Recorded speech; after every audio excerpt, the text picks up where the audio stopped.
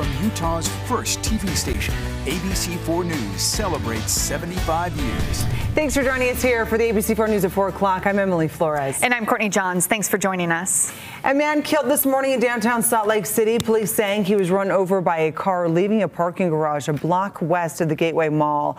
Salt Lake police believe the man was sleeping up against the parking garage door, and when it opened, the driver hit him. The man was rushed to the hospital where he later died. The driver did stay on scene, we're told, and cooperated with police.